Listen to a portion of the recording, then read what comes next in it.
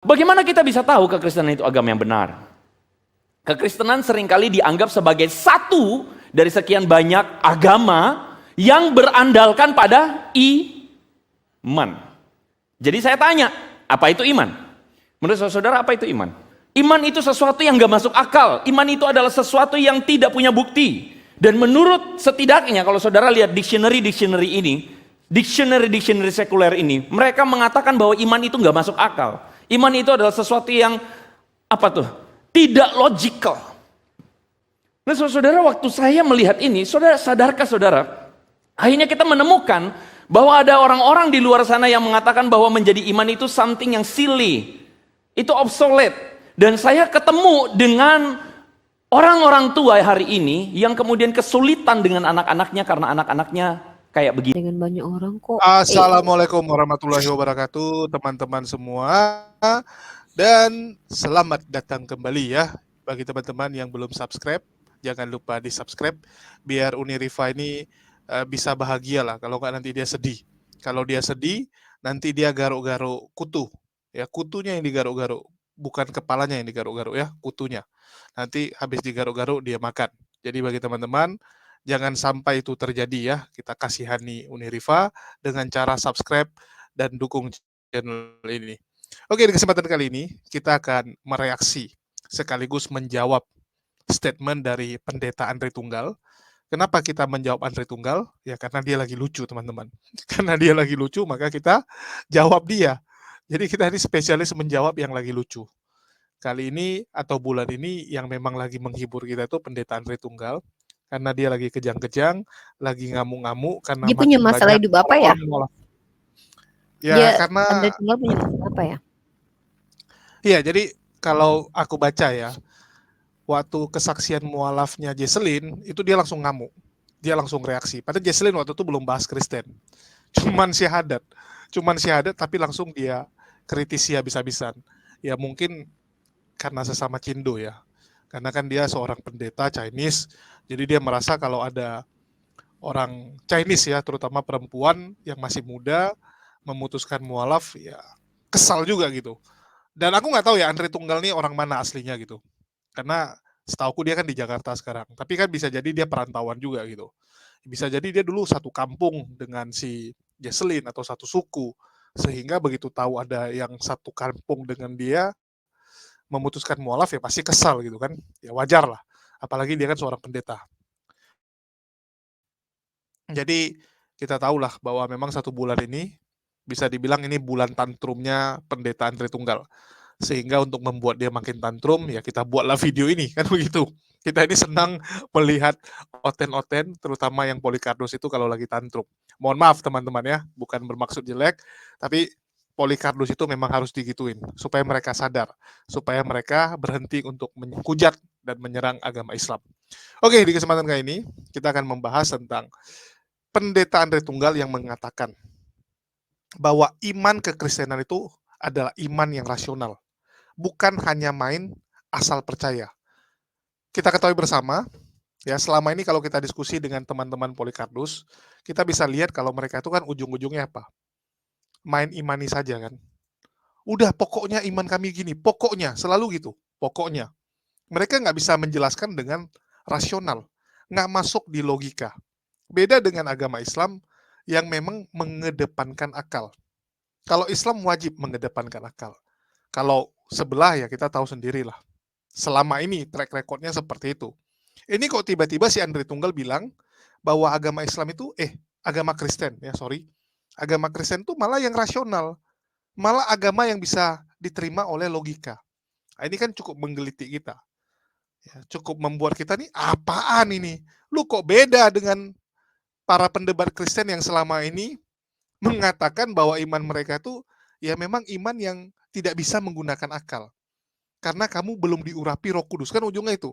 Kenapa Uniriva nggak ngerti? Karena Uniriva belum masuk Kristen. Kamu harus terima Yesus dulu, baru kamu bisa ngerti. Ya, kenapa kamu bisa ngerti? Karena Roh Kudus sudah tercurah kepada orang-orang yang percaya. Kalau belum percaya belum bisa. Jadi kuncinya untuk bisa mengimani kepercayaan ini harus punya Roh Kudus dulu. Nggak bisa dengan akal. Ya, nggak bisa modal kalau kamu tuh jenius, pintar, IQ kamu tinggi, nggak laku. Di sebelah itu nggak laku. Harus punya Roh Kudus. Ini berdasarkan teman-teman sebelah selama ini ngomong ya. Oke, kita coba dengarkan dulu penjelasan dari Andre Tunggal ya. Ini masih tunggal sampai sekarang. Kita doakan semoga cepat inilah duet ya, ada duonya atau jadi kuartet, Andre kuartet gitu ya. Atau Andre apa gitu. Kasian, dari dulu tunggal terus dia. Oke, kita dengarkan dulu penjelasan dari Andre Tunggal alias Andre Mono ya. Andre Mono ini. Oke, ini ya, iman Kristen itu rasional, bukan asal percaya. Saudara, ada seorang detektif yang skeptis, namanya John Warner Wallace. Dia menuliskan sebuah buku ini, Cold Case Christianity. Kalau saudara suka baca, saya rekomendasikan buku ini saudara baca. Dia ini menuliskan tentang bagaimana pengalamannya sebagai seorang detektif. Dan sebagai seorang detektif terjadi sebuah kasus, terjadi sebuah misteri, pembunuhan misalnya, atau pencurian. Saudara, bagaimana cara pembuktian bahwa terjadi pembunuhan, siapakah pelakunya? Misalnya nih saudara-saudara, antara Museriko dan saya. Siapa pelakunya yang misalnya makan roti perjamuan? Ya kan? Itu roti perjamuan. Tadi ada kok sekarang nggak ada. Nah, mulai bertanya, siapa tuh yang punya akses maju ke depan? Bok Suriko dan Pengijil Andre. Wah, berarti antara dua ini. Saudara periksa saksi mata, siapa yang melihat yang makan roti perjamuan? Biasanya yang makan roti perjamuan kayaknya Bok Suriko, saudara. Kenapa? Karena saya yang minum anggurnya. Bercanda, saudara-saudara, bercanda ya. Nah, saudara-saudara, maksud saya adalah pembuktian akan saksi mata itu penting. Dan banyak orang jump into ke sebuah konklusi di abad yang ke-21 ini, kekristenan gak masuk akal. Ya ampun. Karena apa? Karena mesti dibuktikan sains. Ya ampun. Orang dengan pemikiran yang dangkal cuman membatasi segala sesuatu dengan sains. Sains tidak bisa membuktikan banyak hal. Betul? Apakah sains bisa membuktikan yang namanya entitas supranatural? You can't. Tapi saudara, bagi orang abad pertama, saksi mata itu penting. Karena saksi mata itu mempunyai sebuah bobot pembuktian. Bahwa pernah terjadi kejadian itu. Pernah ada seorang bernama Yesus, pernah ada seorang yang melakukan mujizat, dan pernah ada seorang yang kemudian hari ini begitu banyak orang-orang yang mengikut dia. Itu pembuktiannya. Dari awal, Petrus dan para murid punya kepentingan. Kita sebagai orang Kristen pengikut Yesus tidak boleh kesaksian kita ini abal-abal.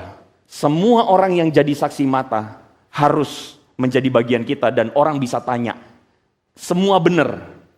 A, B, C, D, semua ngomong hal yang benar. Saudara, dalam waktu sidang ketika Paulus diperhadapkan dengan seorang gubernur namanya Festus, ketika Paulus ditangkap, datanglah Raja Agripa bersama dengan istrinya Bernike. Mereka datang dan mereka mau mendengar kenapa sih Paulus ini bikin ribut, kenapa sih Paulus ini ditangkap, kenapa orang Yahudi marah banget sama Paulus. Dan Paulus dikatakan waktu itu menceritakan tentang imannya. Dan dia kasih tahu, kalau kamu gak percaya sama saya, kamu tanya saksi matanya. Banyak, kata Paulus. Lalu kemudian Festus bilang begini, kamu gila Paulus. Kamu gila. Kenapa? Karena ilmumu yang banyak itu membuat engkau gila. Apa kata Paulus? Paulus bilang begini, aku tidak gila. Festus yang mulia. Aku mengatakan kebenaran dengan pikiran yang sehat. Saudara, dalam bahasa Inggris atau dalam ESV, saudara-saudara, bagian ini diterjemahkan, Paulus bilang begini, I am speaking true and rational words. Rasional itu justru adalah menerima atau melihat bahwa ada sebuah bukti. Bukti tentang kebenaran iman Kristen yang ditunjukkan dalam pribadi Yesus Kristus.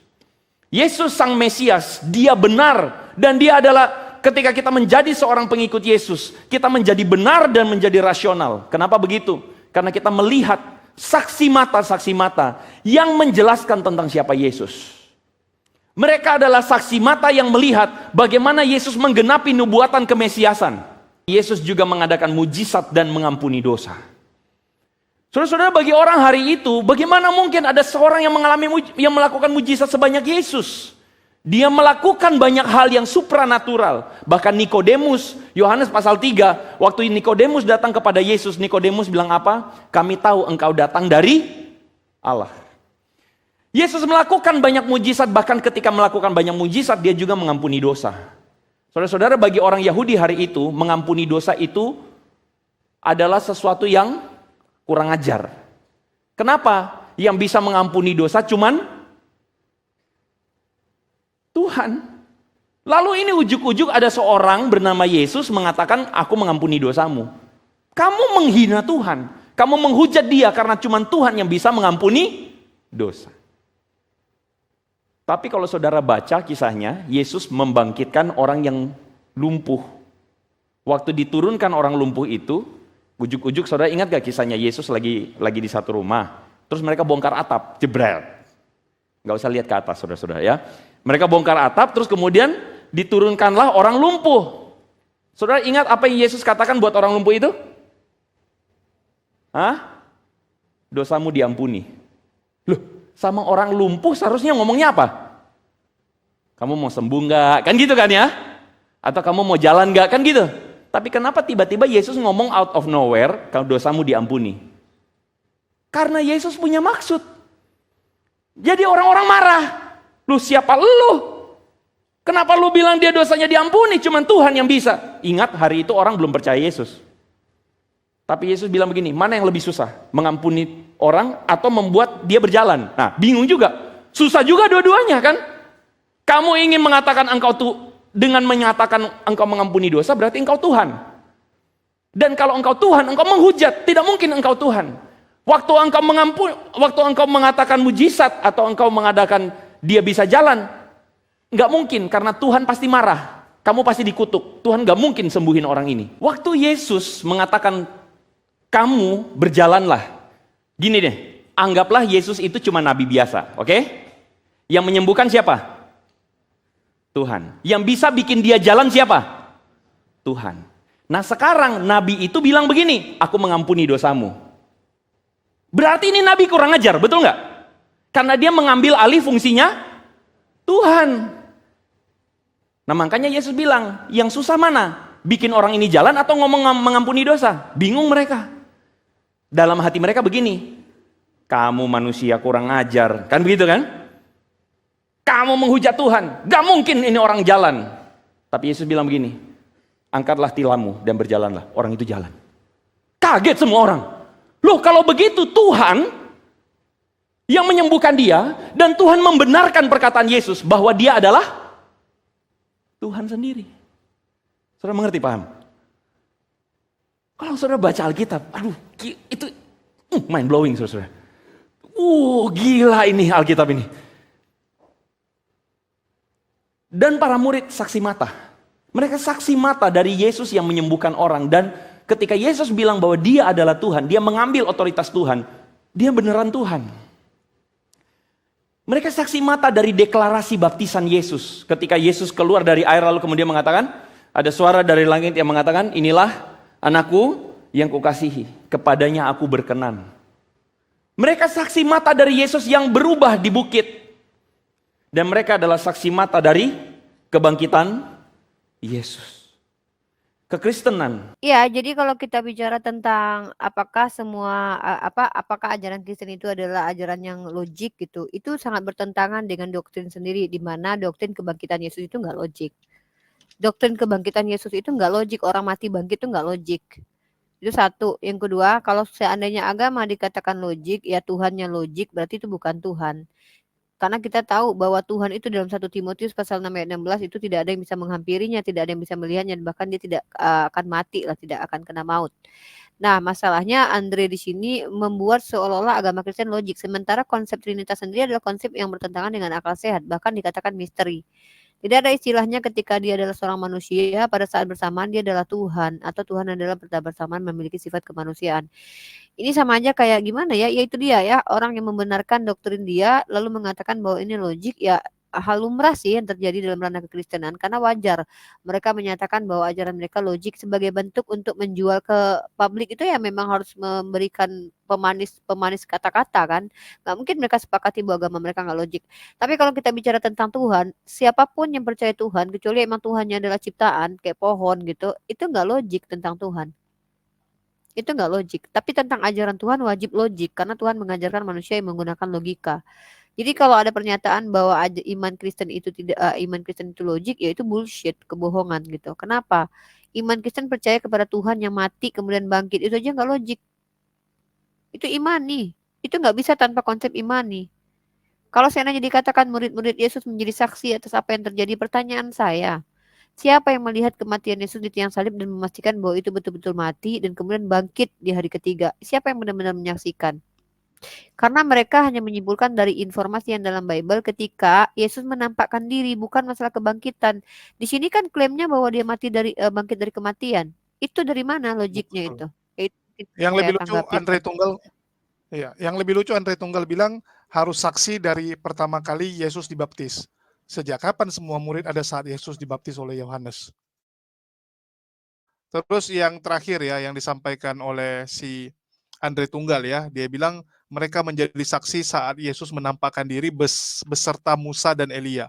Padahal jelas-jelas yang menampakkan diri, bukan menampakkan diri, yang melihat saat itu ya, itu cuma ada Petrus, Yakobus, dan Yohanes. Teman-teman bisa cek di Matius 17.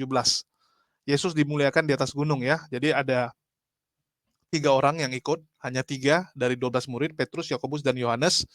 Ini ya, sama-sama naik ke sebuah gunung tinggi, di situ mereka sendiri saja. Lalu Yesus berubah rupa di depan mata mereka, wajahnya bercahaya seperti matahari, dan pakaiannya menjadi putih bersinar seperti terang. Maka nampak kepada mereka Musa dan Elia sedang berbicara dengan dia. Jadi yang lihat cuma siapa? Cuma 3 orang, bukan 12. Jadi jangan lebay. Ya, jangan lebay Andre Tunggal. Anda ini janganlah membodohi jemaat yang nggak ngerti apa-apa gitu. Jadi 12 murid itu bukan jadi saksi gitu. Bahkan saat Yesus disalibkan, mereka kabur. Ya, mereka kabur gitu. Oke, lanjut Uni. Ya, Iya, bahkan bapak-bapak gereja sendiri mengatakan bahwa doktrin Trinitas itu adalah doktrin yang penuh misteri gitu, dan itu dipaksakan logik. Kalau kita bicara tentang bahkan sejarah pun, sorry ya, kalau sejarah itu harus terverifikasi loh. Contoh dalam hadis, riwayat hadis, kita tahu siapa yang menyampaikan infonya. Ini contohnya lah kayak menurut anggapan orang, Yesus adalah anak Yusuf. Itu aja udah persangka bohong orang yang dimasukkan ke dalam kitab suci gitu loh. Menurut anggapan orang dia adalah anak Yusuf, sementara dia bukan anak Yusuf. Itu aja udah udahlah, kalau kita bicara tentang Bible udah banyak kritik teks yang mengatakan bahwa aduh kacau parah sudah, lalu dipaksakan bahwa itu logik. Yang logik yang mananya nih? Dilogik-logikkan iya kali bahwa Tuhannya itu Tuhan yang tadinya transenden kemudian berimanen, terpegang, tersentuh, tertusuk, ya mungkin iya kali. Tuhan yang masuk ke dalam akal, maksudnya nggak juga bisa dikatakan Yesus Tuhan yang masuk ke dalam akal, karena Tuhan yang memiliki sifat kemanusiaan itu sudah nggak bisa lagi dibilang Tuhan yang Tuhan yang sempurna, karena kalau Tuhan itu memiliki sifat keilahian tanpa ada cacat. Ketika ada Tuhan memiliki sifat kemanusiaan, maka itu Tuhan yang cacat dalam perspektif kita loh. Karena yang namanya Tuhan itu memiliki sifat keilahian gitu. Lebih seperti itu sih Jul, kalau aku pikir-pikir ya, kalau Andre ini hanya menghibur diri dan dia kan lagi berkhotbah juga kan Jul. Ya dia harus pintar-pintar bicara dong ke hadapan jemaatnya. Kalau enggak nanti nggak dapat perpuluhan gimana coba. Tapi kalau kita uji data, uji dengan apa namanya, kita uji pakai debat atau diskusi, berani nggak Andre? Ayo kita uji kelojikan agamanya Andre Tunggal deh. Ya sama saya lah, kita kita bicara tentang ini dulu deh, epistem dulu, kita bicara tentang hakikat dulu deh. Berani nggak Andre gitu? Kalau emang berani Anda tunggal, baru bisa, karena kebenaran itu adalah adanya kesesuaian antara realitas dengan apa yang disampaikan. Kalau nggak sesuai, maka itu tidak bisa dikatakan kebenaran. Sama kayak aku ngaku sebagai istrinya Yesus. Apakah logik kalau aku istrinya Yesus? Logik lah, dia laki-laki kok, punya, mohon maaf ya, punya alat vital kok, dia punya rasa kok. Logik nggak aku istri Yesus? Logik, itu kan klaim aku. Tapi bisa nggak kita tunjukkan bukti-bukti aku istri Yesus? Tidak, maka itu tidak benar klaim itu. Jadi apapun klaimnya Anda tunggal, aku kira ya lucu. Lucu banget emang. Dan itu harus ditunjukkan ke publik bahwa Andre, bangun Dre, mungkin tidurnya terlalu miring ke kanan, bukan ke kiri gitu. Bangun, bangun gitu ya. Kasihan gitu. Kasihan banget dengan jemaat yang iya. Apanya logik? Pertanyaanku apa dari Kristen yang logik, Jul? Hah? nggak tahu. Bahkan dia ini melawan ini ya, pendeta-pendeta yang lain yang mengatakan bahwa kekristenan itu nggak bisa dipikirkan dengan akal, nggak sanggup akal manusia. Bahkan waktu itu aku pernah diskusi dengan mendiang Mangapul Sagala ya, dia bilang gini, Julius, saya sudah 16 tahun jadi doktor teologi. Saya menyelidiki, mempelajari Trinitas, dan saya sampai kepada kesimpulan, Tuhan itu terlalu besar untuk bisa kita mengerti. Bayangkan, ujungnya dia cuma bilang itu. Tuhan itu terlalu besar untuk bisa dimengerti oleh manusia yang serba terbatas. Jadi itu Eh, adalah melarikan diri ya, Nggak, saya bilang padahal ya, dia bilang, melarikan diri. nggak, padahal dia bilang, saya telah menyelidiki, ternyata terlalu besar loh. Katanya udah menyelidiki, tapi ternyata terlalu besar. Apaan gitu, apaan yang Ya diselidiki setelah gitu dia dari Tuhan? selidiki nggak sanggup, ternyata dia bilang nggak sanggup dia temukan jawaban. Ada. Jadi jawabannya yang paling gampang adalah nggak sanggup manusia itu untuk mengenal 100% Tuhan itu, dia bilang. Jadi mau nggak mau ya kita mengenal ya manusianya saja, versi manusianya saja. Kalau versi ya transgendernya apa? Transimandennya susah. Jadi mau nggak mau Transgender. kok jadi transgender. Aku lagi error hari ini ya teman-teman. Entah Ah, kenapa sama, nih. aku juga lagi males banget hari ini. Enggak, jadi waktu siang ya, saat haus itu kayak entah kenapa kayak otak kita tuh kayak menyusut gitu. Aku kayak Mengering merasa kayak otaknya jadi. iya, kayak tiba-tiba kayak saraf aku itu mengering gitu. Tiba-tiba kok jadi ngeblank, Ya, lupa ingatan padahal gitu. kau tau nggak? Aku mau makan ini loh nih. Wah, luar biasa ini orang. Enggak, makan nggak gitu pengaruh, hausnya itu yang nggak enak. Oke, kita lanjut nih. Iya. Jadi kalau kita bicara logik ya, udah jelas-jelas kekristenan itu kan mengedepankan apa? Iman, ya, mengedepankan bahkan penglihatan-penglihatan yang supranatural gitu. Jadi bisa dibilang ya agama Kristen itu mohon maaf gitu.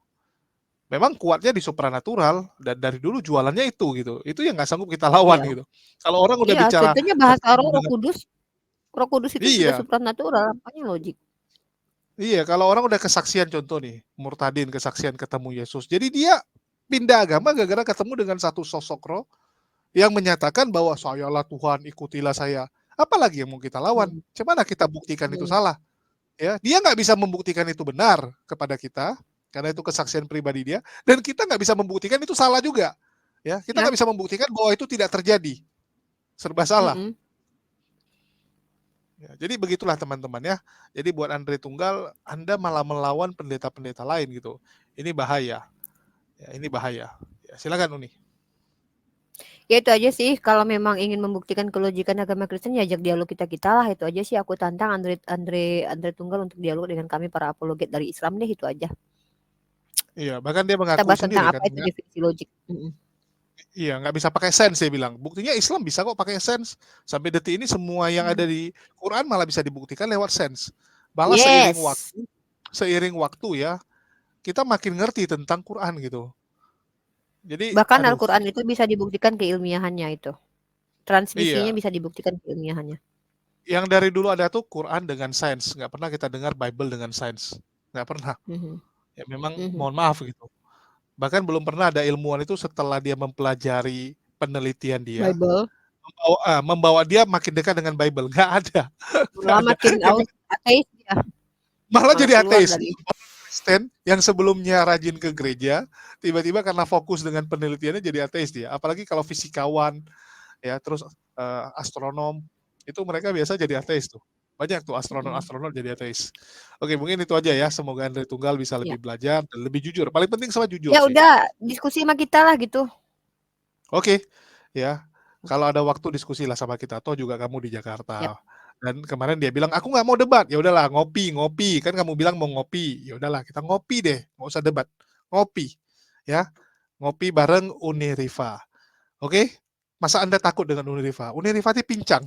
Jadi jangan takut sama dia. Dia nggak bisa ngapa-ngapain kamu. Dia pincang ya. Kalau kamu sampai kalah sama dia juga, aku udah no comment lah. Oke, mungkin itu aja dari saya. Makasih buat teman-teman semua. Di akhir kata saya Dadah ucapkan semua. Ayo sahur.